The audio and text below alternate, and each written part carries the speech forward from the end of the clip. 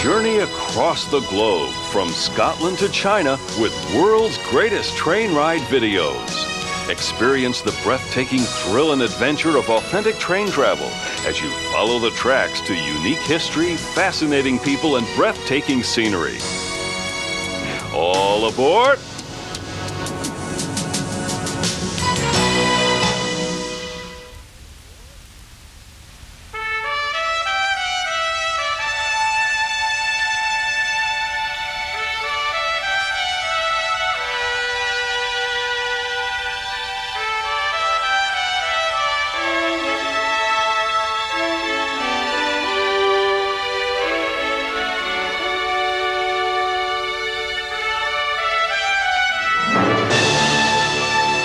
Canada. From the Atlantic to the Pacific, this vast nation, one of the largest of the world, encompasses towering mountains, rolling prairies, the Great Lakes, and crashing shores. From this land have come great cities, abundant farms, and majestic dreams. In 1871, this expansive nation sought to link its scattered population by building the world's longest and costliest railroad. On November the 7th of 1885, it was completed. And in its thousands of miles of ribbon steel are told the story of a nation.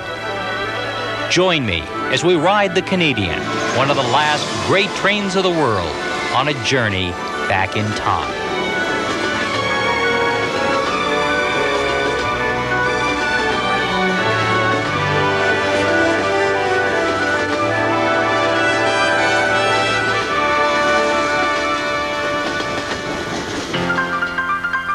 When the Canadian Parliament promised its people a railroad to the Pacific in only 10 years' time, it was done to coax the people of British Columbia into the newly formed Confederation. BC agreed, and the builders started to work. Not surprisingly, it ran behind schedule and took 14, not 10 years to complete. Soon after the last spike was driven on the southern route of the Canadian Pacific, the Grand Trunk started its own railroad to the north through the Yellowhead Pass. And simultaneously, the Canadian Northern, in competition, began its own route. And by the early part of this century, Canada had not one, but 3 different transcontinental tracks.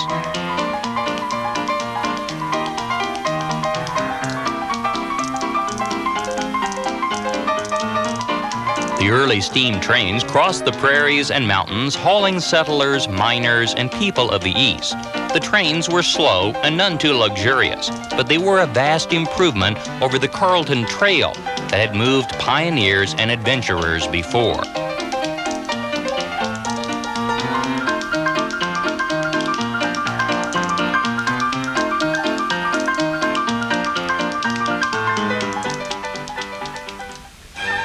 And then on April the 24th of 1955, 70 years after the first trains rolled west, the Canadian Pacific inaugurated one of the fastest and most luxurious trains of the world, the Canadian, a glittering new train of stainless steel featuring 2 observation dome cars, one with a bullet-shaped lounge, the last car on the train and the Canadian's most distinctive feature. The train was an instant success. It was comfortable, fast, and passed through some of the most beautiful scenery of the world.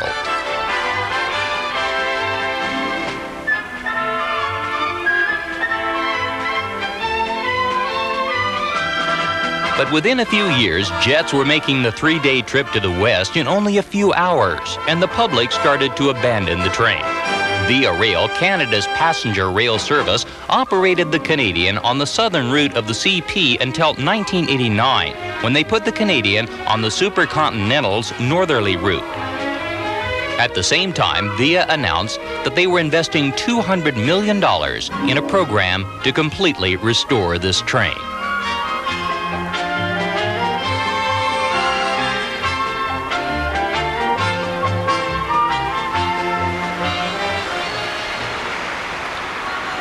In Montreal at the Canadian National Yards, Via is working to restore the rolling stock of one of the world's great trains.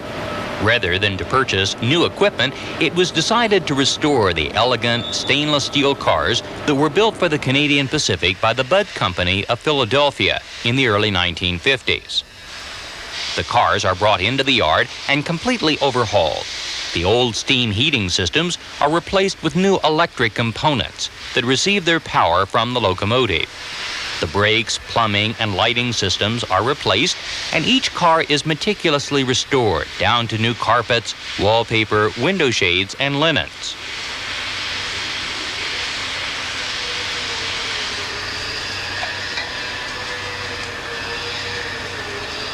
When the cars are finished, they are tested, then put back together into a unit of usually 12 cars as a newly restored train, consisting of a baggage car, 2 coaches, the Skyline Dome, a dining car, 6 sleepers, and the trademark park car with its dome and bullet-shaped rear lounge. A total of 185 cars have been restored here at the St. Charles Yards, and the project is a testament to Canada and VIA's commitment to restoring and saving the best of the railway past.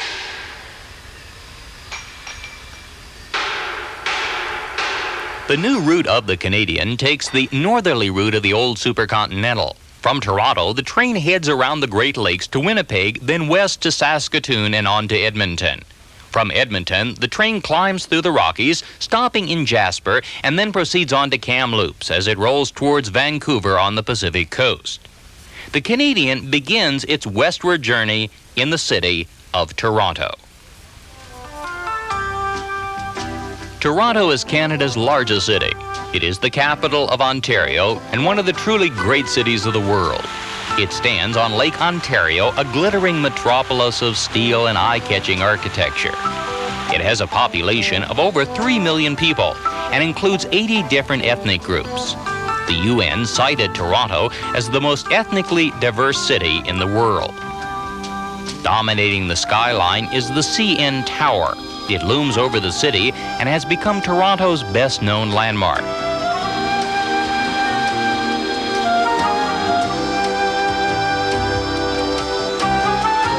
Toronto is one of North America's most active cities. The sidewalks are crowded with business people during the lunch hour, and at the end of the day, commuters use the city's extensive subway system, commuter rail services, and far-reaching public transportation as they return to their homes.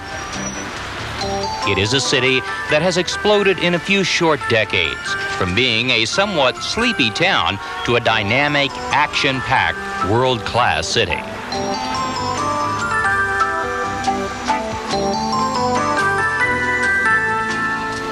Canadian cities have done well in preserving their downtown cores. In most Canadian cities, vast indoor shopping malls have been built in the center of the downtown. The Eaton Centre on Yonge Street is one of Canada's largest downtown shopping malls. It has helped to keep the central city a vibrant centre of retail trade by bringing to the people of Toronto a style of shopping that has become expected. Canada's cold winters make these enclosed cities within cities great places to shop.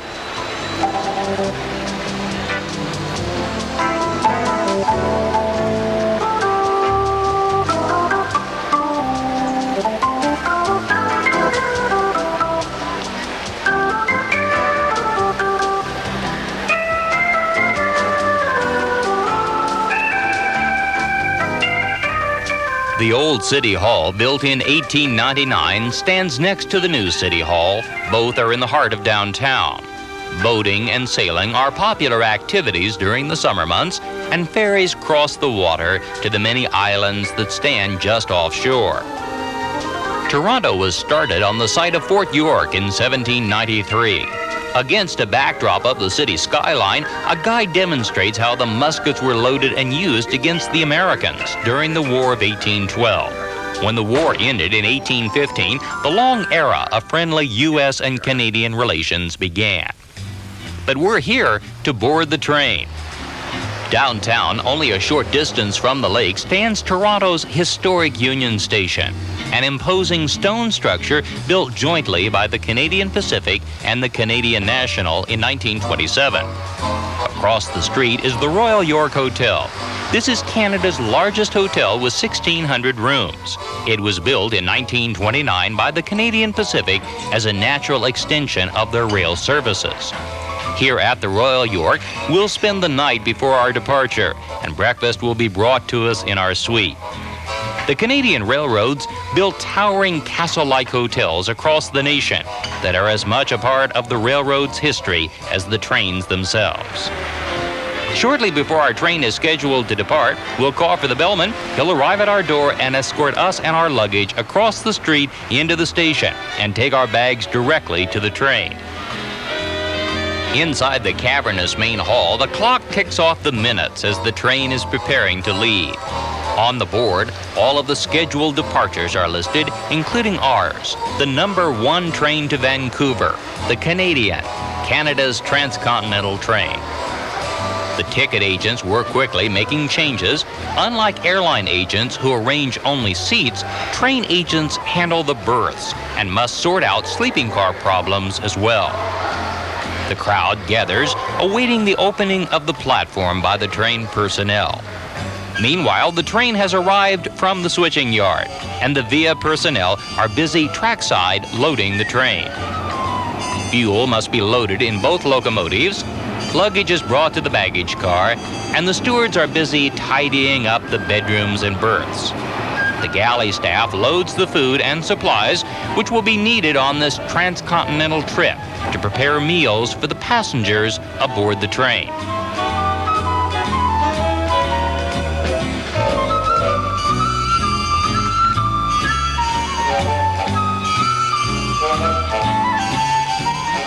Once the preliminary preparations have been made, the station agent will open the platform, and the passengers will stroll alongside the silver train looking for their compartments and cars.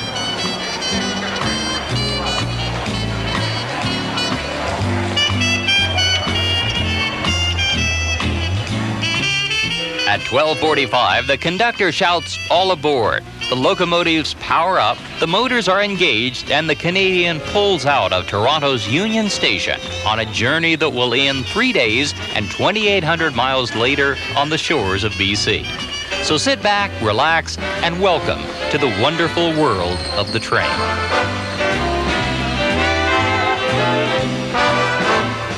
From the observation car, passengers watch the city and suburbs roll by as the train makes its way north on its journey around the Great Lakes.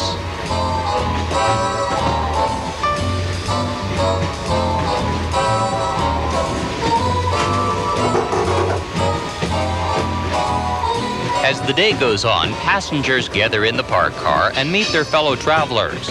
At 5 o'clock, cocktails are made, hors d'oeuvres are served, and the routine of the train begins.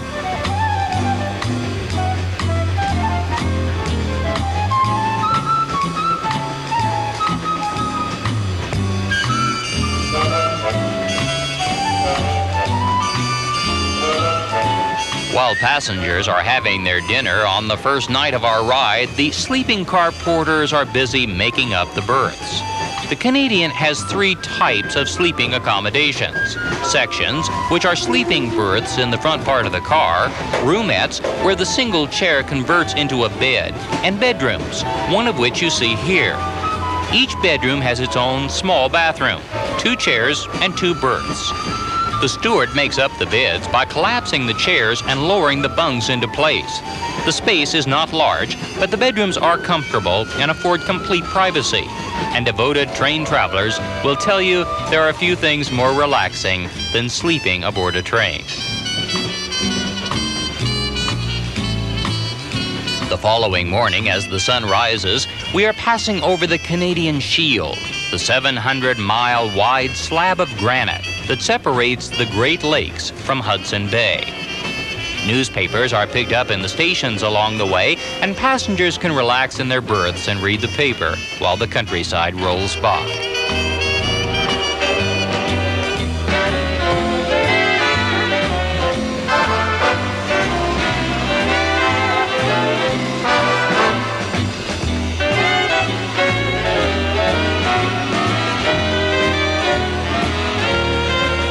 After enjoying breakfast in the dining car, passengers will spread out over the train. Some return to their private rooms, others head to the Skyline Dome car to play cards. Some talk or read, while others simply peer out of the window and watch the passing scenes. The weather is unpredictable. This morning, rain rolls off the panoramic windows of the observation dome.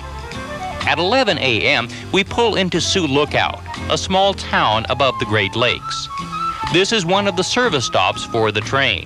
Here, passengers have about 20 minutes to get off and stretch their legs. The cars will be watered. Each car holds several hundred gallons of water, and at designated stops, water will be added to the tanks. The train is fueled here by a young woman. Via Rail has been a leader in employing women in non-traditional jobs. With the train fueled and watered, the conductor will call out all aboard, the passengers hustle onto the train, the stewards pull up the stairs, lock the Dutch doors, and the train is rolling again out over the Shield from Ontario into Manitoba as we make our way west to the city of Winnipeg.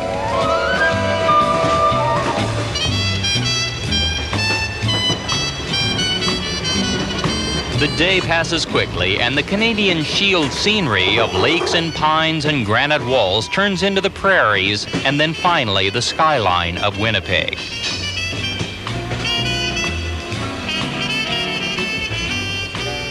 Winnipeg lies in the lower part of Manitoba. It is the provincial capital and home to 650,000 people. It is sometimes called the Chicago of Canada, for it is the business center of the Canadian prairies. The Canadian pulls into Union Station on Main Street in the heart of town. Winnipeg has a modern skyline. New office buildings tower over the prairie land. At Union Station, we leave the train and head across the street to the Fort Garry Hotel. The bellman follows with our bags, much as we experienced at the Royal York in Toronto. The Fort Garry is one of Winnipeg's classic landmarks. It was built in the first part of the 20th century by the railroad and was designed in the famous chateau style. Because of its location, across from the station, it was for years a center of activity for this crossroads town. Today, its ballroom has been converted into a casino, the only place in Canada where casino gambling is allowed. Winnipeg is a bustling city that reflects the fact that this is a city of business. This community serves the business and financial needs of the vast prairie lands. Grain is shipped here, the prices determined on the Winnipeg Commodity Exchange, and the banks and brokerage houses control much of the vast wealth the rich farmlands produce. The city is balmy and pleasant in the summer, but in winter it can be one of the chilliest places of the world. The corner of Main Street and Portage in Winnipeg is jokingly referred to as the coldest street corner on Earth. A complex system of enclosed walkways interconnects many of the downtown buildings. Portage Place is a lavish multi-level shopping arcade completely enclosed and designed to encourage people to shop and browse on even the coldest days of the year. Winnipeg's best-known store is The Bay, a giant department store in the heart of town. Its name is actually the Hudson's Bay Company. It was incorporated in 1670, and the history of this store speaks of Winnipeg's early days. To the north of Winnipeg lies Lower Fort Garry. This fort was built on the Red River by Hudson's Bay Company. The company established this outpost to receive the furs caught by trappers who braved this unsettled and largely unexplored land. The Red River carts were used to haul the furs. They were also the primary means of moving goods west for the pioneers. They were to Canada what the covered wagons were in the U.S. The carts were made only of wood. When the wheels turned, they created a deafening squeak that was said to have driven many settlers to distraction on the long trips west. Winnipeg was built on the Red River below the fort at the point where the Red and Assiniboine rivers meet. Winnipeg arose on the west bank, St. Boniface on the east. The historic St. Boniface Basilica is one of many sites on this quiet and very French side of the river. This is the largest French-speaking community west of Quebec. The Métis, French Canadians who married natives, settled here and began Winnipeg's long tradition of ethnic diversity. The Ukrainian cathedral speaks of Winnipeg's second largest ethnic group. Their heritage is evident throughout the city. There are more Ukrainians in Winnipeg than any other place in the world outside of the Ukraine. Winnipeg is the capital of Manitoba, and the legislative building stands in the heart of town. It was built in 1919 in the neoclassical style.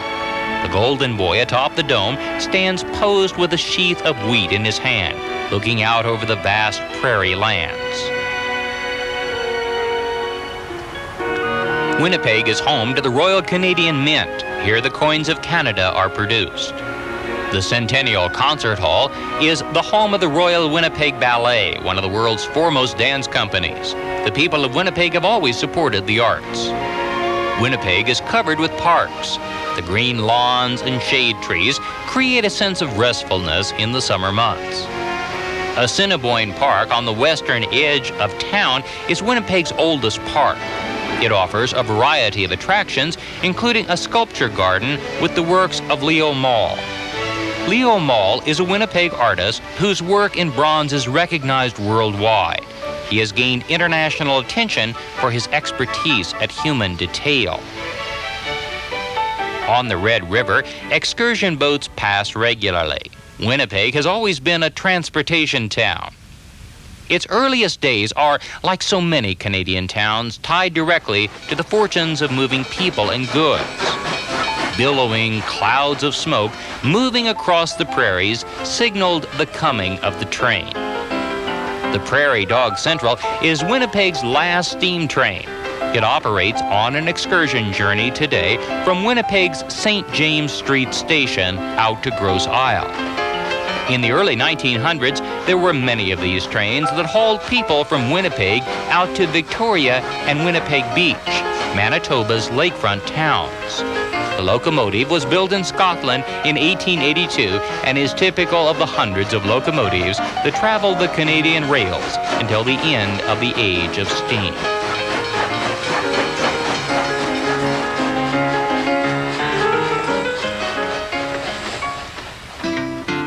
Winnipeg Beach, north of the city, is one of many lake communities that provided summer relief from the heat for the people of the town. It often comes as a surprise to visitors, but Manitoba is covered with enormous freshwater lakes. The lakes are huge, a part of the Great Lakes system, left behind by melting ice. Gimli, on the west side of Lake Winnipeg, is a commercial fishing port. Gimli is a part of Manitoba's varied ethnic heritage. This community is Icelandic and boasts the largest population of Icelanders outside of Iceland itself. It is also the Purple Martin capital of Manitoba, and towering purple martin houses stand near the harbor at the water's edge.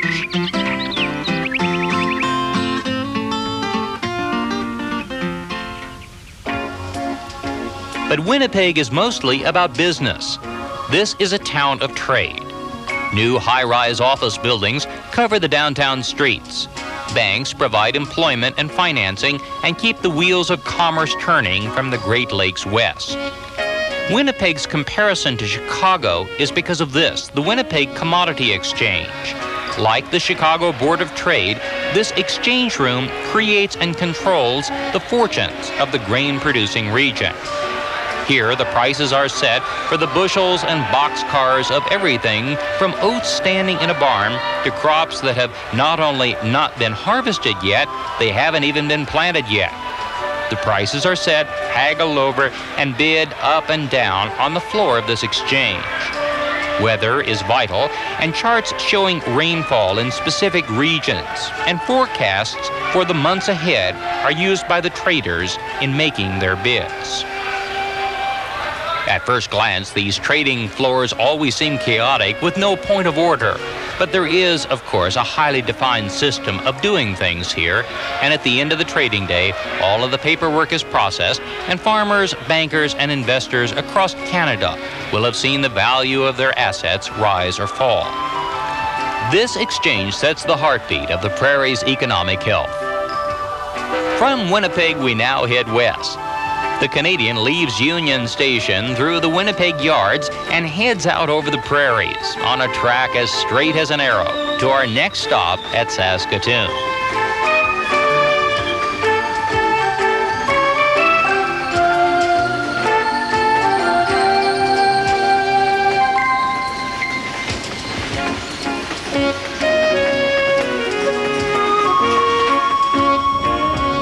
Operating the train is a highly skilled job.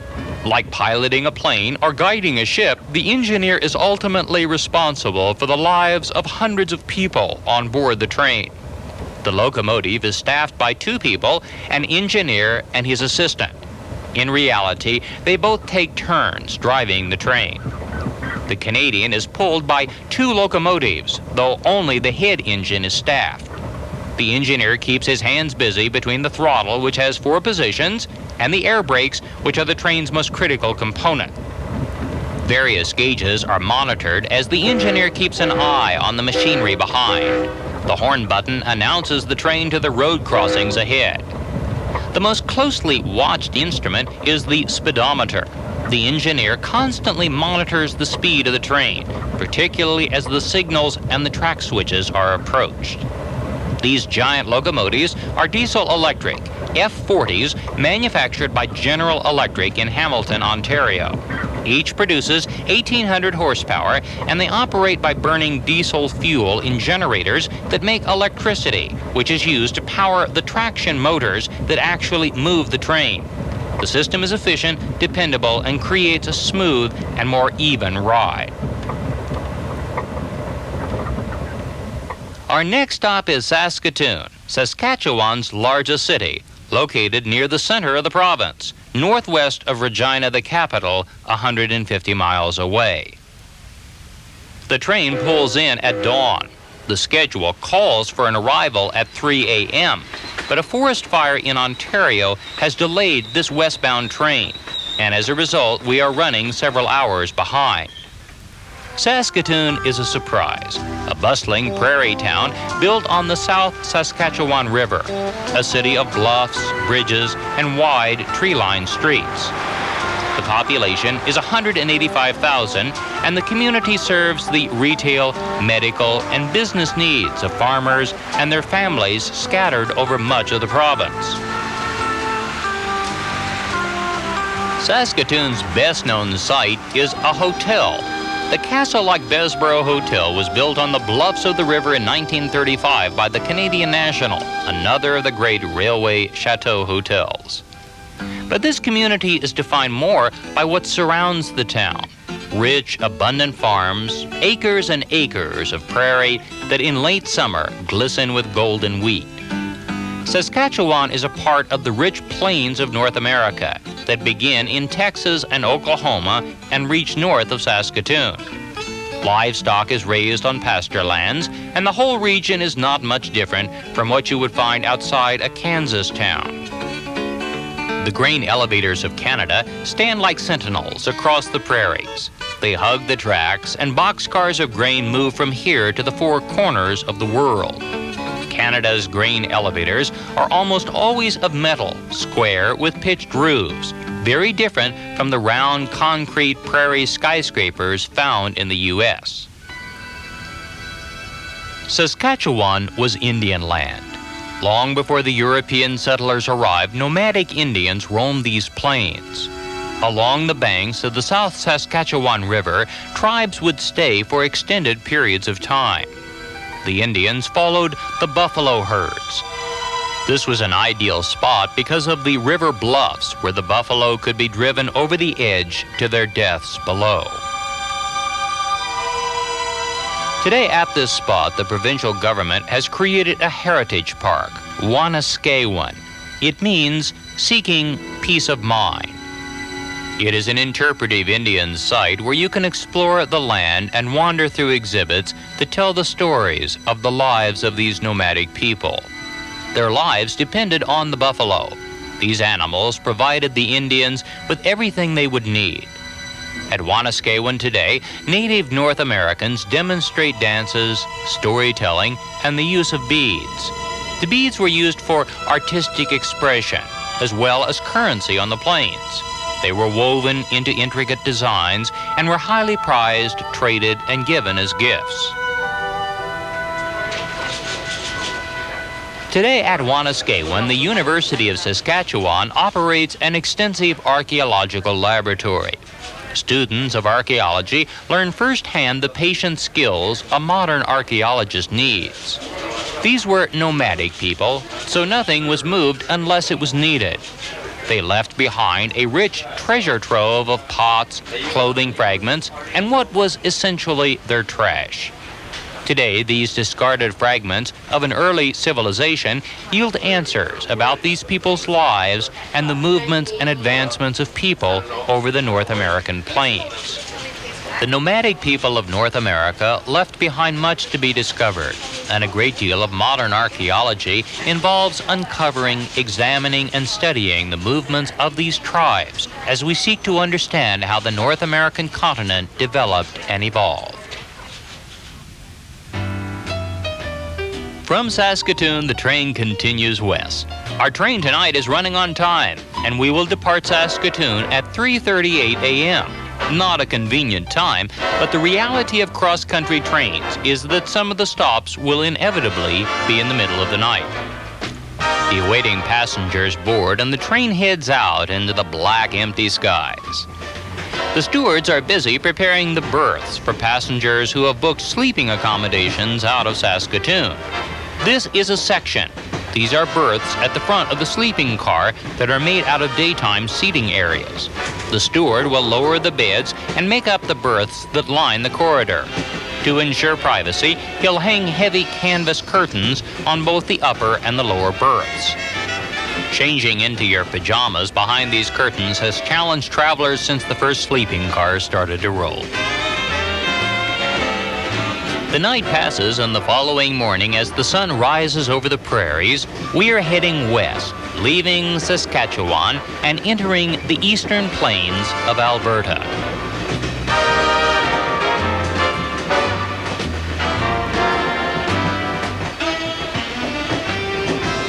Breakfast is a great time on board the train. The smell of the bacon, the rocking of the dining car, and the chattering of the rails make for an unusual and interesting way to start your day. In the galley, the chef will flip pancakes on the griddle using balancing skills that are unique to a train. The train is filled with travelers from around the world. Young and old, couples, families, and single people all meet on board the train. The space is small, and you can't help but meet and make new friends. Families with children are always a welcome sight. What could be more magical for a child than a ride on a train? As the train heads west, the morning activities begin. Stewards roam the corridors, looking for rooms where the passengers are temporarily gone, so they can stow away the berths. In the morning, the beds are stripped and tucked away. The chairs put back out, and the bedroom once again becomes a private sitting room. This procedure of changing from a sitting to a sleeping room goes on twice a day, every day the train is rolling along. Sometimes the public areas are quiet and empty, and passengers will have the space all to themselves.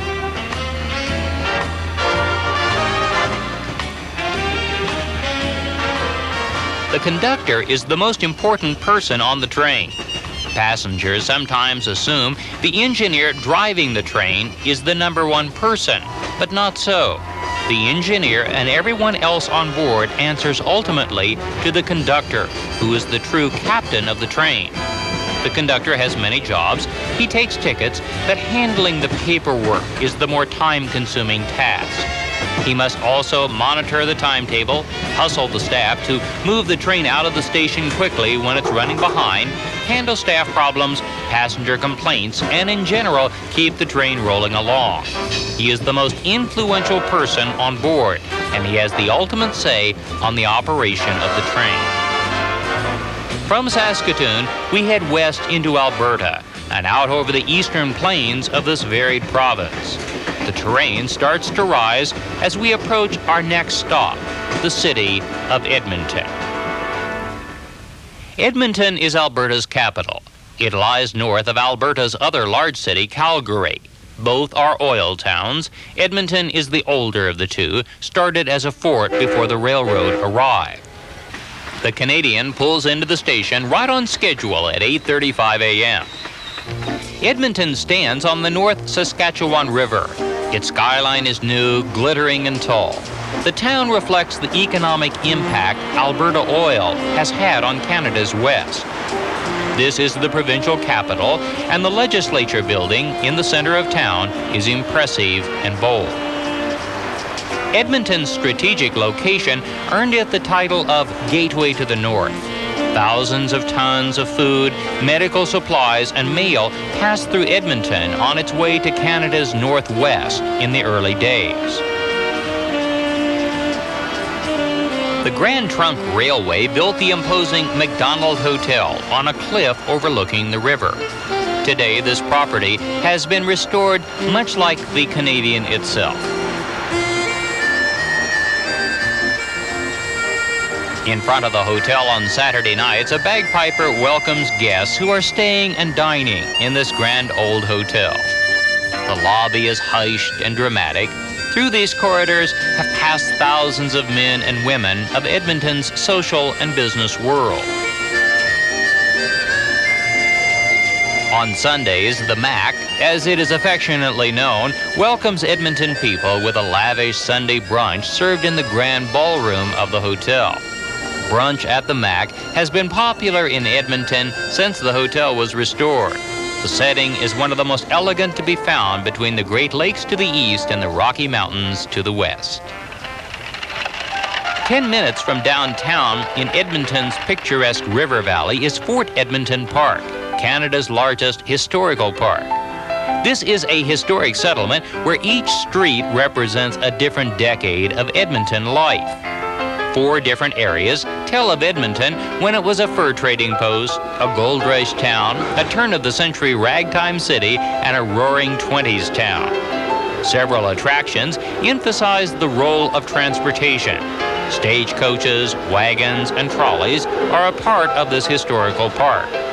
Here you can ride an old-fashioned streetcar, just like the type that once ran down Jasper Avenue, Edmonton's main street.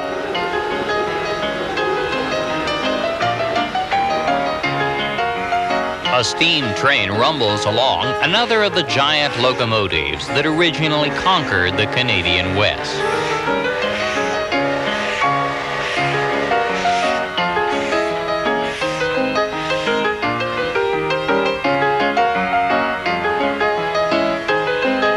The cab is manned by an engineer and a fireman, just like the modern-day Canadian. Except on these old trains, the fireman's job was just that.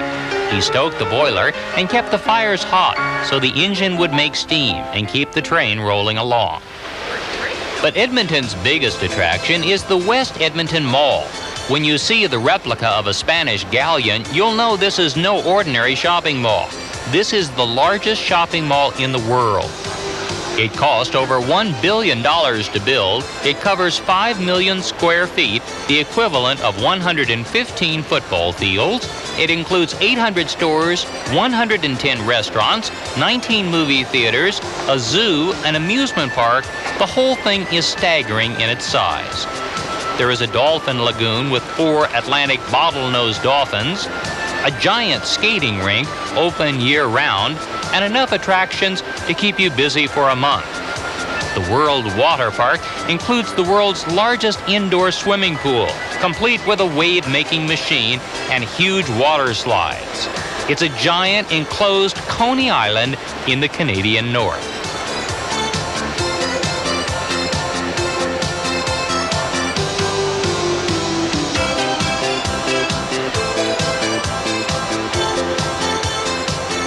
And what would a shopping mall be without bungee jumping? Yes, you can buy a car or a pair of sneakers and jump off of a monstrously high perch and bounce up and down.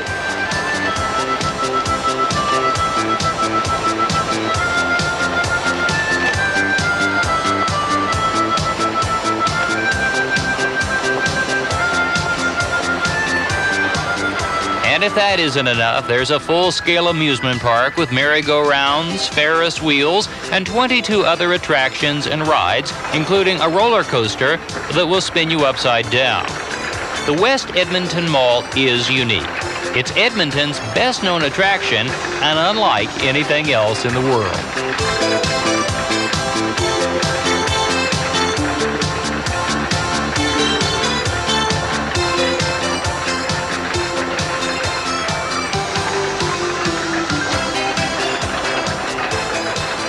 Edmonton is a great city, sophisticated, cultured, fun, and Canada's gateway to the north. The following morning at 9:05, the Canadian departs from Edmonton to the west. We have a new head-in crew on board that will take us on to the Rockies. Today, the scenery changes. Low plains give way to rising terrain as the mountains loom up ahead.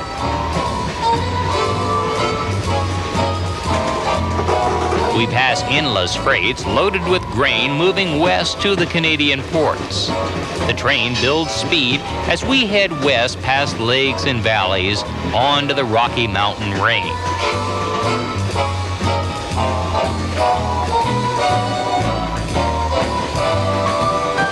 Passengers crowd in the observation dome to view the scenery, which is the main attraction of the day.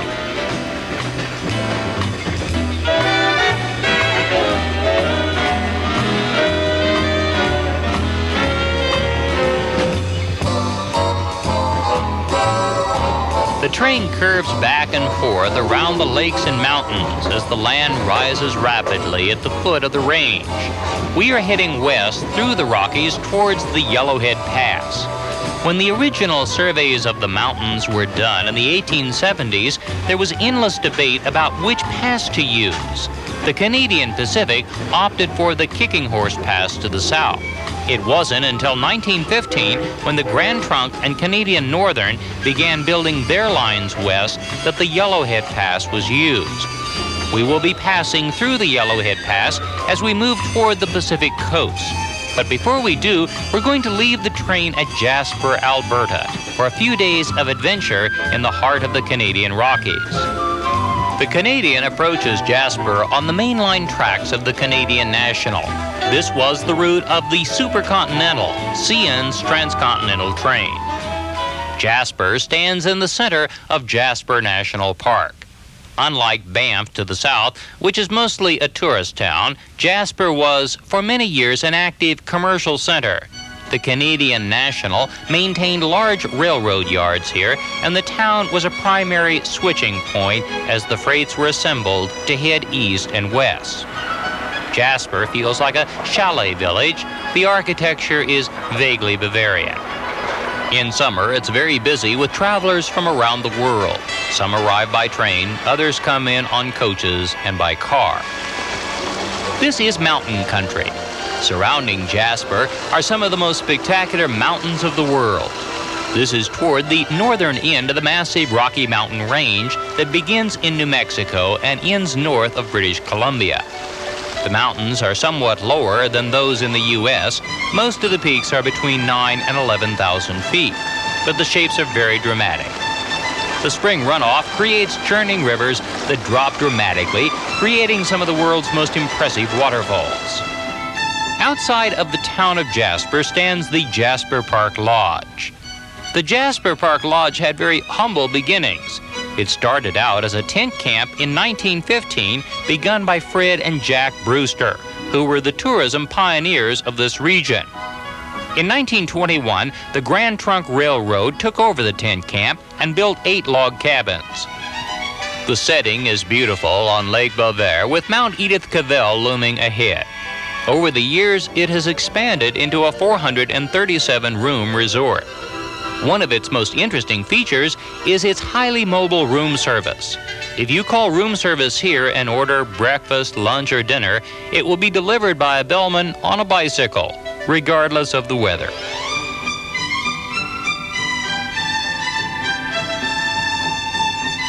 The lodge is a true resort offering endless outdoor activities. You can rent a canoe or a kayak and paddle across the lake, and tennis courts offer magnificent vistas into the Rocky Mountain range.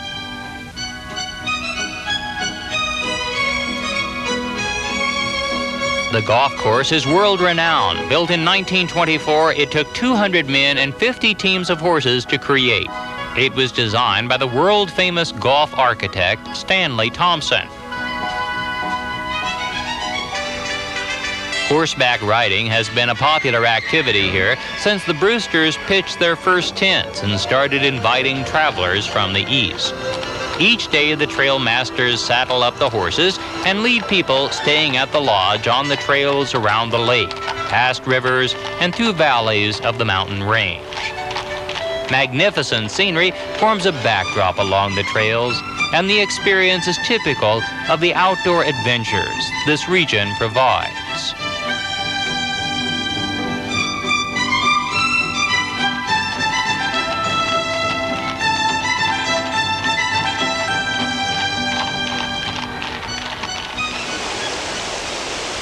Through the region pass several churning rivers that flow out of the mountains and lakes. Whitewater rafting is one of the activities the Jasper Park Lodge provides. Participants carry the rafts to the river's edge and receive a few instructions before starting out. And depending on your mood and sense of daring, you can experience anything from a gentle float trip to a hair-raising rapids adventure. Today, we're going to run the Athabascan River. This journey starts below the Athabascan Falls, and we'll run the river for about 10 miles. The whole thing takes about 45 minutes, and it's a pretty good way to, quite literally, get your feet wet.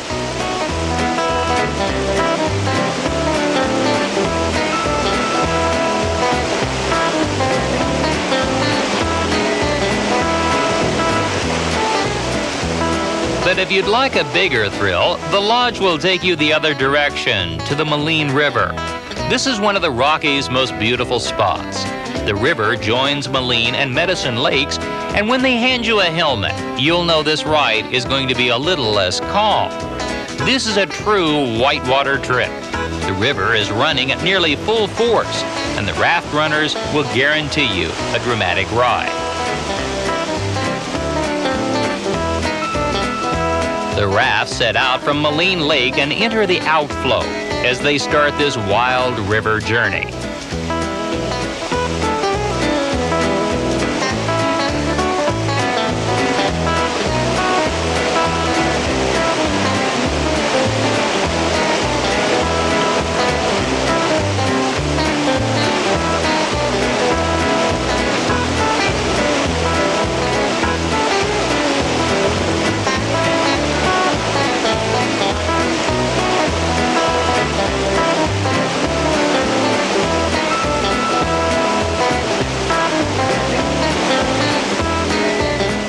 Rafting in the Rockies is one of the highlights of staying at the Jasper Park Lodge.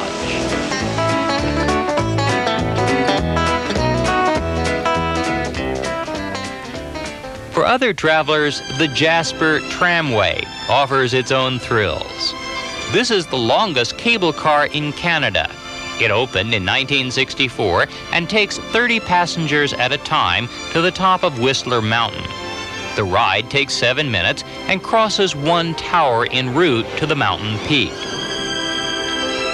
A conductor on board offers a running commentary as people peer out of the car into the Rocky Mountain range.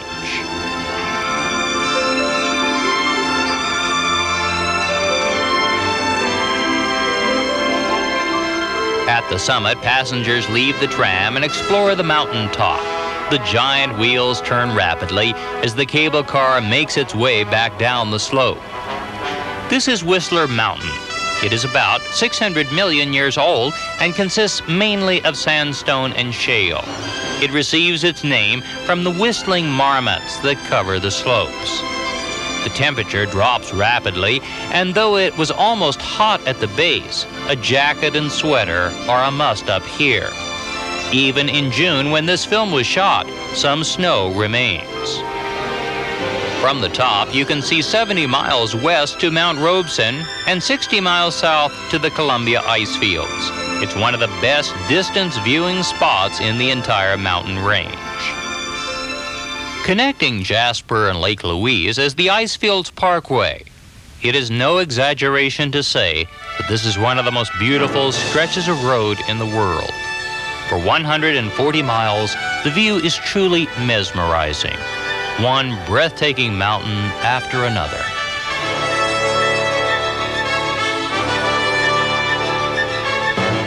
The Icefields Parkway passes through the center of Canada's two best-known national parks, Jasper and Banff. Jasper National Park includes the town of Jasper and stretches south to the Columbia Icefield. The park offers outdoor activities ranging from bicycling to camping and hiking through the range. The scenery is inspiring, the scale almost beyond words.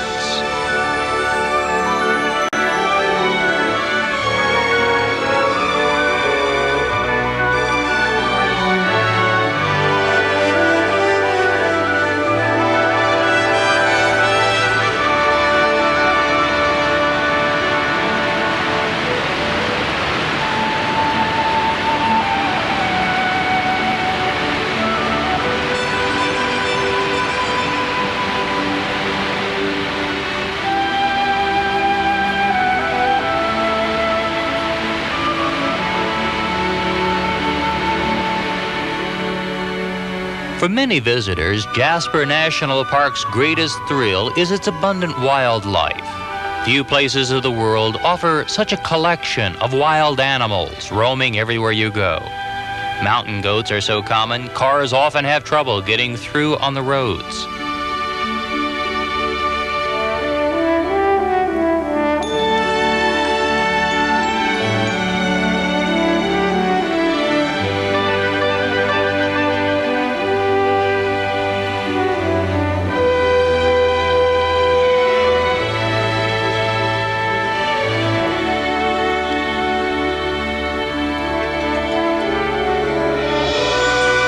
Deer and elk will graze right down to the edge of the camps.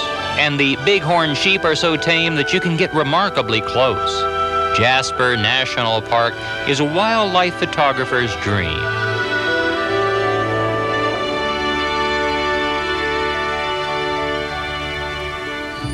Even the bears seem unaffected by people.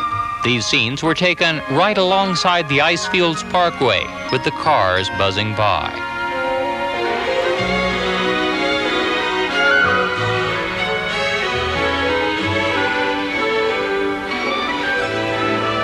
Wildlife abounds in this region of beautiful lakes and snow-capped peaks, but the region's most popular attractions are the massive glaciers that spill out of the Columbia ice fields and down the mountainsides. The Brewster brothers, who hold almost legendary status in these parts, built this chalet to house visitors to the Athabascan Glacier. The Brewsters developed a bus on big tires they called a snow coach. The first ones were fairly primitive, but over the years they have grown into these Star War-like vehicles that move people over the glacier for an adventure on the ice. This is a bumpy ride. The coach is moving along at about 4 miles an hour, and in spite of the tire size, the rocking is pretty severe. Each spring, a new snow trail has to be created. This is not a permanent road. It is always melting, freezing, snowing, and melting again. This is not a stable trail, though the ice is actually several hundred feet thick.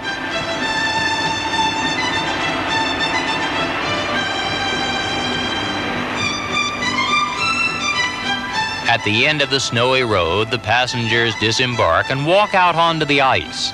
This was the first glacier walk attraction up North America. Since it began, thousands of people have had the experience of wandering out over the Athabascan Glacier that spills out of the massive Columbia ice field high overhead.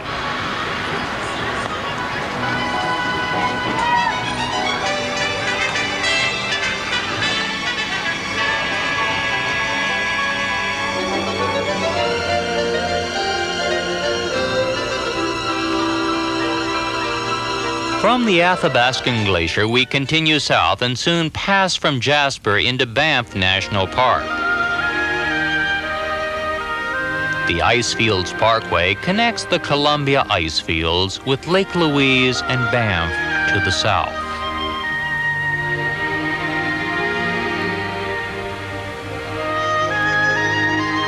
At times, the scale of the scenery, the size of the mountains, the height of the waterfalls, and the thickness of the ice cause us to overlook nature's more delicate sights. Lovely wildflowers bloom from spring to autumn, covering the fields and valley floors.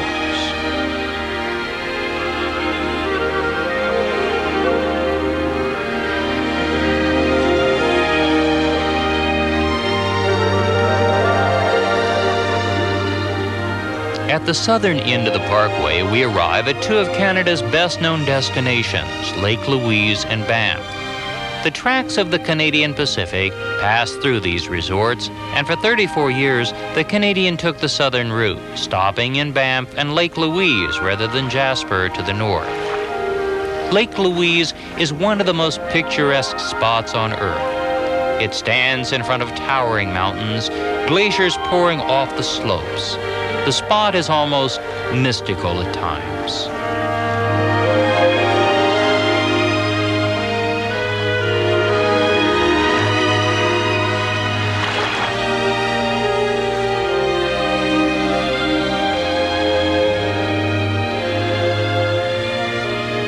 On the shores of the lake stand the world-famous Chateau Lake Louise. Like the Jasper Park Lodge, its origins were humble, initially a small cabin for passengers off of the train. But the railroad saw the potential of this spot and erected a hotel on the site worthy as a travel destination unto itself. Giant yellow poppies surround the hotel and grow wild in the nearby fields. The Canadian Pacific Railroad built and continues to operate this hotel. At one end of the lobby is one of the most glorious picture windows of the world, framing a true postcard view.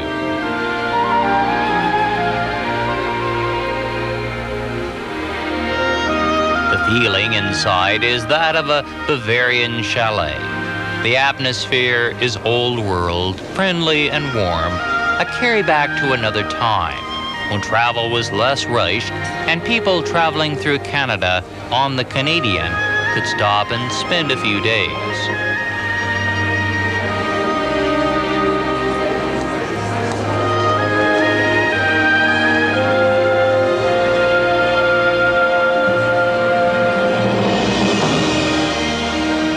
Nearby to Lake Louise is Moraine Lake. This is often called the most photographed lake in the world. Millions of cameras have been aimed at this spot. This vista is even printed on the back of the Canadian $20 bill.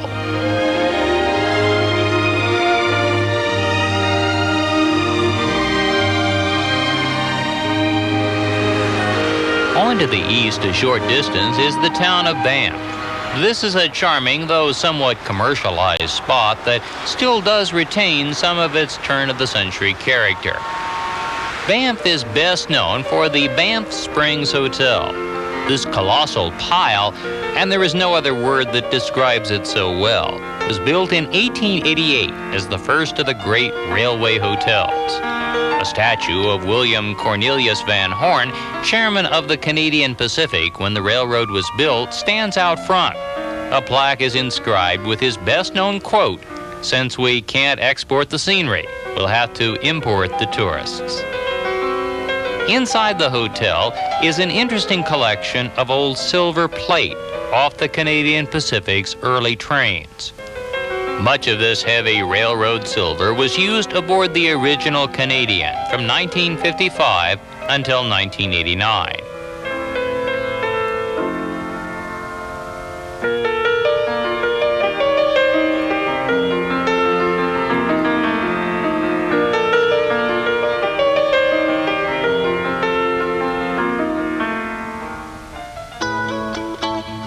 One of Banff's best-known attractions is the gondola lift that runs to the top of Sulphur Mountain.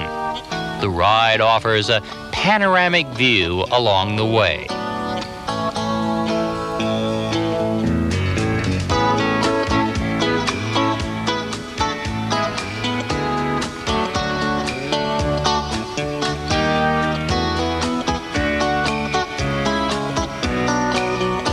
the summit, your view stretches as far as the eye can see as you take in the scope and size of the Rocky Mountain Range.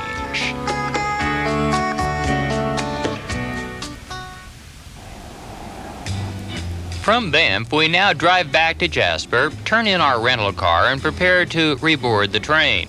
At Jasper, the train is serviced, fuel is added, the cars are watered, the brakes checked, and a new engine crew is brought on board. Here, the windows are washed. 2,000 miles of travel has left more than a few dead bugs on the front part of the observation dome. From Jasper, the train now heads west toward the Yellowhead Pass.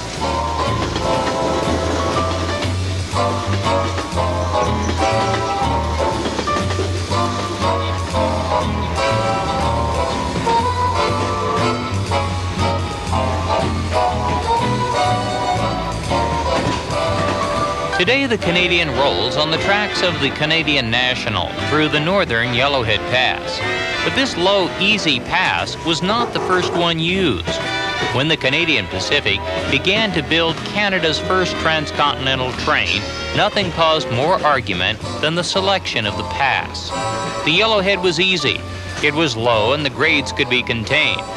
The Kicking Horse Pass to the south was high and would require grades that were dangerously steep. Today, as the Canadian heads west through the Yellowhead Pass, we travel alongside spectacular scenery. Mount Robeson, Canada's highest peak, looms off to the north. Why wasn't this easy pass used? Why the difficult southern pass?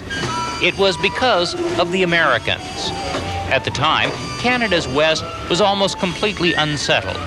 There was fear that the Americans would simply walk across the 49th parallel and declare the land their own.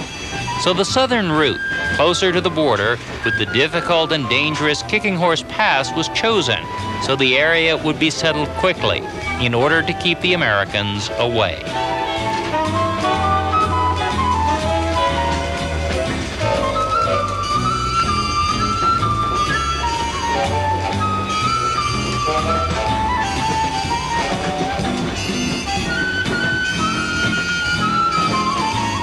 Dinner in the diner, nothing could be finer.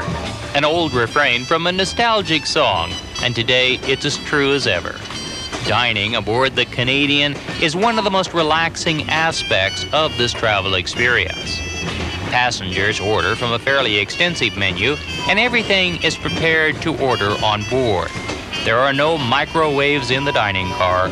All of the food is prepared fresh each day. Working in the galley is a job that requires a good sense of balance.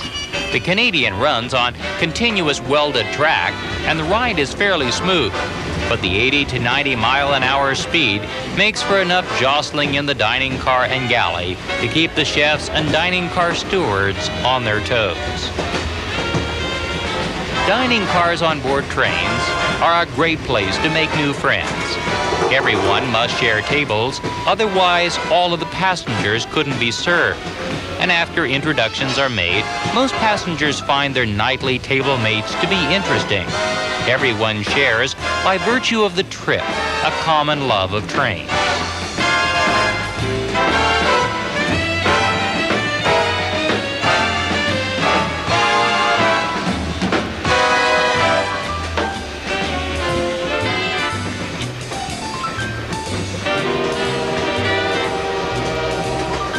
As we finish our dinner, the Canadian is heading west, coming out of the Rockies and heading out over the rolling highlands of central BC en route to our next stop, the historic mining town of Kamloops.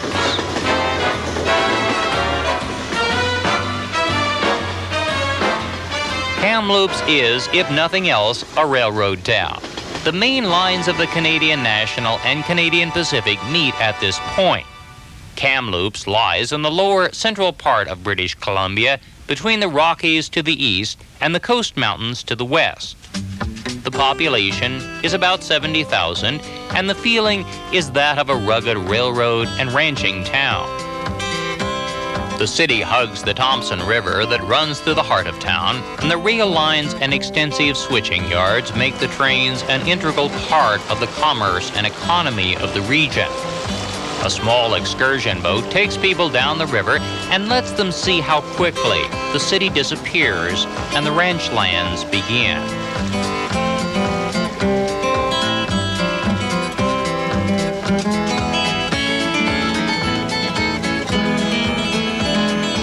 This is farm country, but not quite the same as the prairie lands. Here there are rolling hills, the land is much more picturesque, and the farms tend to be somewhat smaller in their operations. There are extensive dairy operations in this part of BC, and the scenes of cattle, horses, and other livestock, as well as the red-painted barns, are typical of the interior of BC. BC's farming wealth is dependent on irrigation. Much of the region is fairly arid, and only by tapping the mountain water supplies are farmers able to irrigate the fields and make the region productive. Like many places dependent on irrigation, few people ever consider the possibility of drought. But in recent years, BC, like much of the Pacific Northwest, has suffered from little rain, and the limited water supplies have created predictable friction between the city populations and the farmers who are dependent on a regular supply. One of the region's oldest and largest industries is timber. Tall stands of pines and firs cover hundreds of thousands of acres in the central part of BC.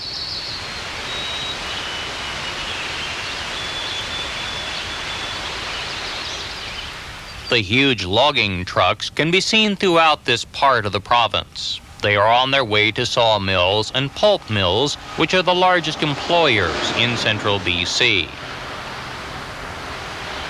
Logging is controversial. No one would argue that lumber is, of course, necessary. In spite of all of today's modern materials, lumber is still used in great quantities to build our homes. The resource, unlike fossil fuels, is renewable. But how that resource is managed gives room for many different environmental views. Here the argument is over clear cutting. It is still done, but in more limited degree. BC is trying to manage environmental concerns against economic and human needs, and the dilemma inevitably leads to dissension between opposing sides. The pulp industry is one of the region's leading employers, but it is also a source of environmental concern. Canada is ahead of the U.S. in managing its ecological matters, but the further north you go, away from the border and the population centers, the more lax the standards become, and Canada is by no means without environmental concerns. A short distance from Kamloops, the scenery changes. To the south, beautiful lakes offer activities for people from throughout the Northwest. Through the region runs the Trans-Canada Highway, Highway number 1. It stretches across the country. It is mostly 2-lane. Canada has less 4-lane cross-country highway development than the States.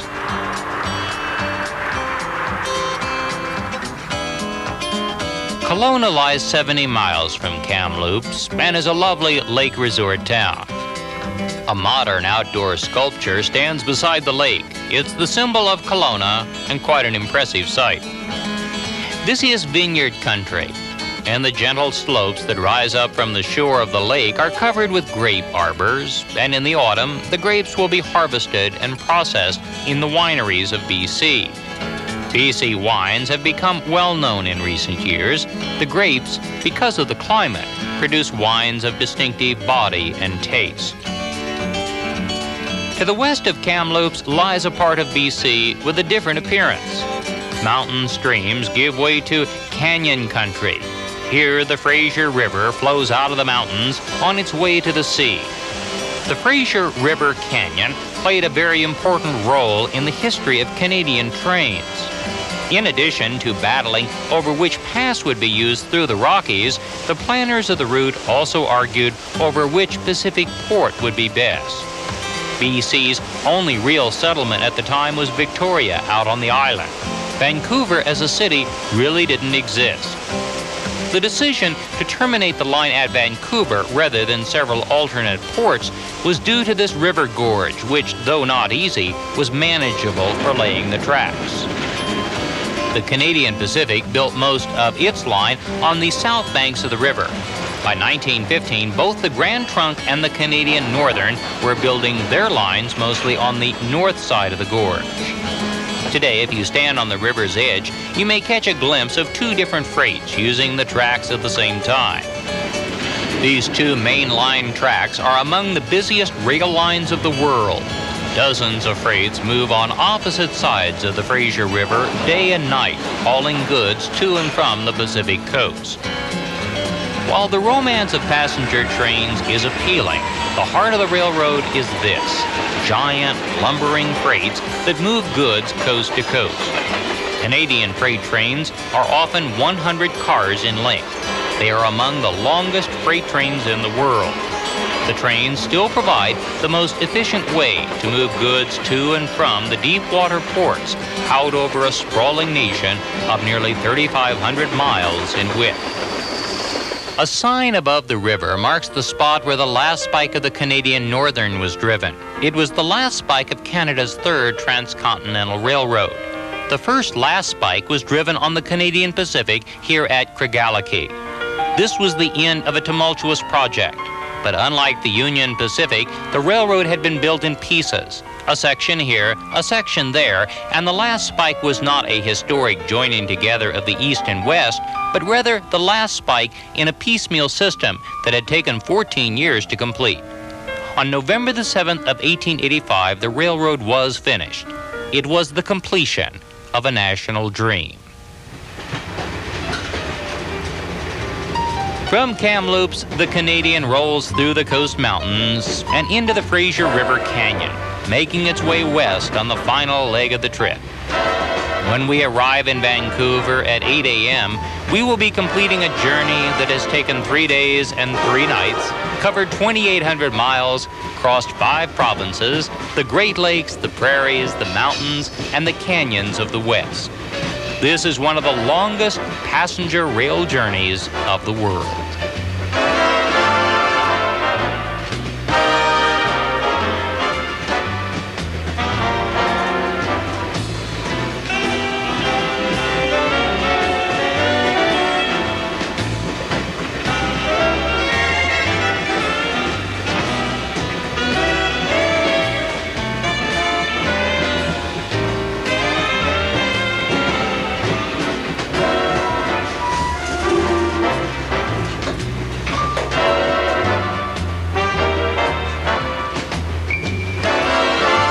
We are now arriving in Canada's most important western port, Vancouver, a sparkling city surrounded by water and mountains, temperate and home to 1.5 million people. The Canadian approaches from the east on tracks that lead directly into Vancouver's Main Street Station, a great old railway station built in 1919. Here the passengers leave the train. We are at the end of the line. People pass through the station onto the central clock, a fixture in any rail terminal, and emerge in front of the station, ready to explore the town. Vancouver is Canada's great West Coast city. It is a modern city. Almost everything is new. It began its explosive growth in only the past 30 years. It is Canada's link to the Far East, and the population includes large groups of Asian immigrants. The Hotel Vancouver stands in the heart of town. It is one of Vancouver's largest hotels and one of the last of the great railway chateau hotels to be built. It is impressive and gracious and still a center of activity in the heart of Vancouver. This is a world-class city. It boasts spectacular new architecture, a vibrant economic base, culture, recreation, a high standard of living, and compared to other cities of similar size, urban problems that are manageable and not out of hand. The population represents a mix of everything Canada has to offer: immigrants from Asia and Europe, and Canadians who have moved here from the prairies and the east, some for the mild weather, others for culture or jobs, and many for just the excitement a city like this provides. The Granville Street Bridge passes over an island almost in the center of town. This is Granville Island. For years, it was purely industrial, filled with warehouses and the shipping trade. Today, those businesses still exist, but developers have also created shops, markets, entertainment, and endless restaurants and cafes. This is one of Vancouver's most popular spots. It has become an active center for street entertainers and musicians, and many people of Vancouver will make their way here on Saturdays and Sundays to buy fresh food and fish at the public market on the pier. Vancouver began here in Gastown, a turn-of-the-century part of town that began to develop once the railroad arrived.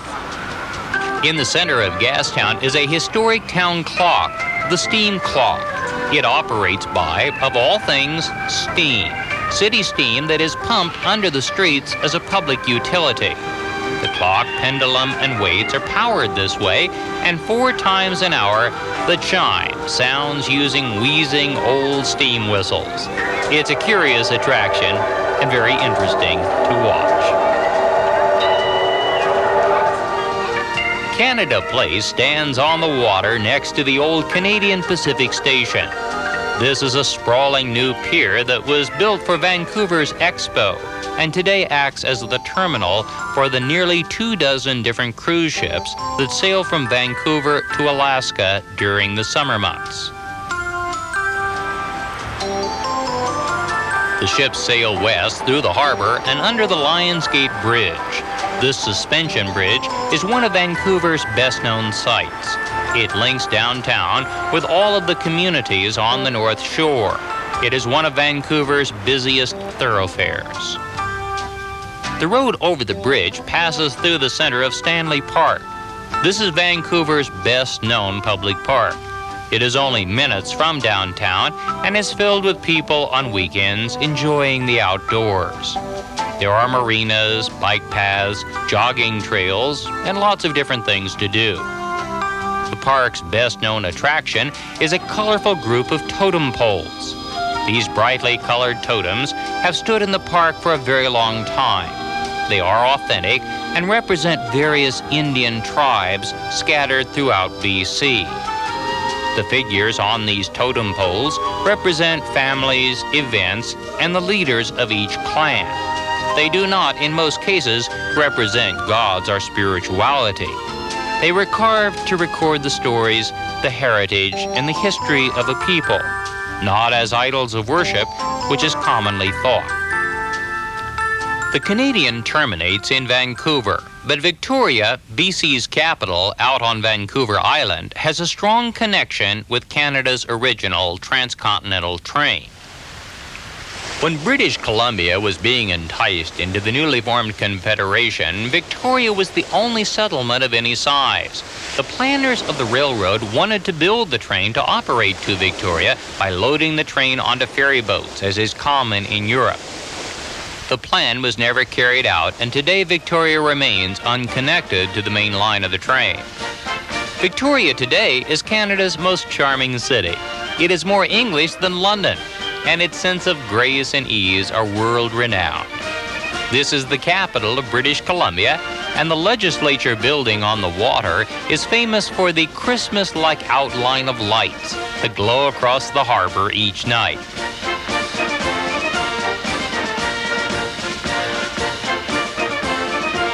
The town is filled with buskers, street entertainers, tourists, and local people going about their day. Carriages move visitors through Victoria, and the overall feeling is like that of being in an English seashore town. Victoria's best-known gathering spot is the Empress Hotel. This is not just a hotel, this is a BC institution. It was built by the Canadian Pacific shortly after the turn of the century, anticipating that the train would eventually deliver passengers directly here. This never happened, but the hotel was an immediate success. The Empress is most famous for tea. Tea in the lobby of the Empress at 4 o'clock goes back to the earliest days of the hotel. It reflects its English traditions and continues as popular as ever today. The quiet background sounds of clinking silver and animated conversation create an ambiance like that of the early trains, when travel was more leisurely and less rushed, a time when travel was to be savored and enjoyed.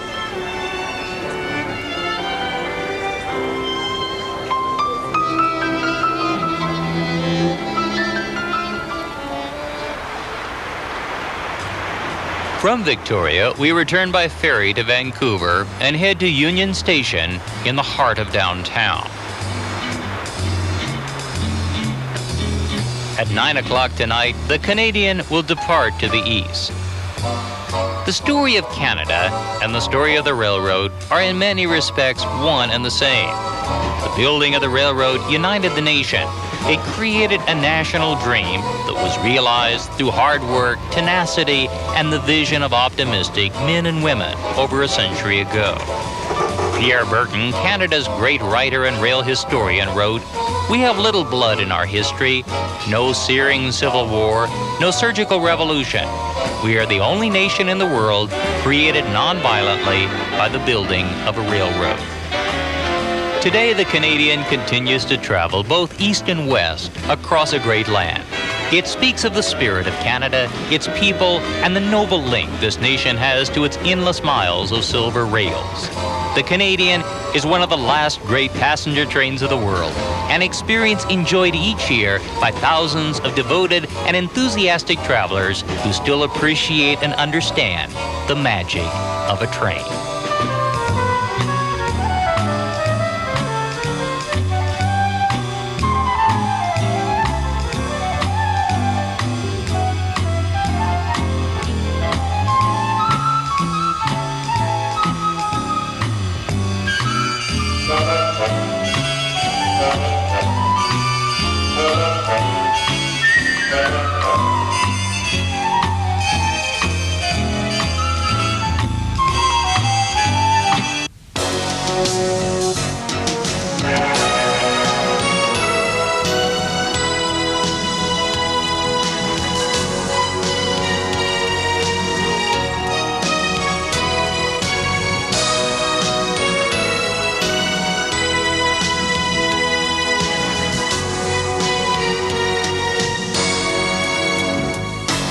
On the next World's Greatest Train Ride Video Adventure.